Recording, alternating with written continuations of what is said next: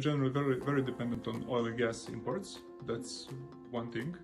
For close to 20 years now, the Russian major players like Gazprom and Gazprom have been dominant players on the Serbian so-called market.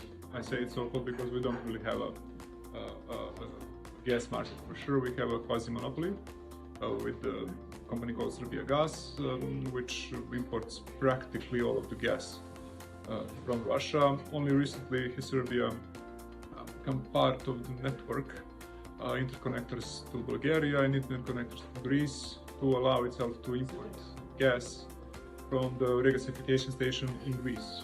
That could mean any shipment from any global source, from Qatar, from other region, even from Russia. That's not necessarily a problem. So we have a problem not only of connection with foreign powers, but we have a lack of market in this sense, which also means lesser possibility to influence the prices and unnecessary reliance on one major foreign player, that is in this case Russia. The government, which is ruling for Serbia for 13 years now, from 2012, a combination of the SNS and SPS parties, under heavy influence of President Vučić, is seen, and rightly so, as a strong pro-Russian player here, and it seems that it prefers to keep ties with Russia close.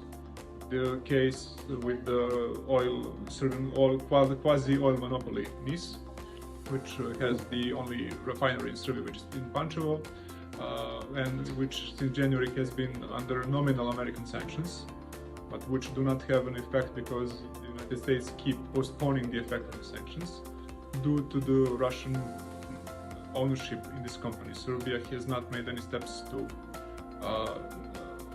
step out from the Russian ownership. It has not negotiated any change in the structure of ownership, and thus kind of lives on month by month, hoping that the United States will allow this company to keep operating. If the sanctions come, this company will not be able to use payment cards. Its bank processing is going to be completely blocked, and it's not going to be able to import anything to Serbia, and has to rely on small domestic production and to truck transport, which is unbearably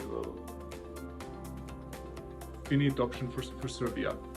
Thus, we are in a very strange situation, in a very difficult situation, which is publicly not really being covered because of the media dominance of this government, and because it prefers keeping ties to Russia close, despite all the calls from the EU to introduce sanctions to Russia, and despite the notional capability to develop Serbian gas market and oil market, where Russia remains major player for close to 20 years.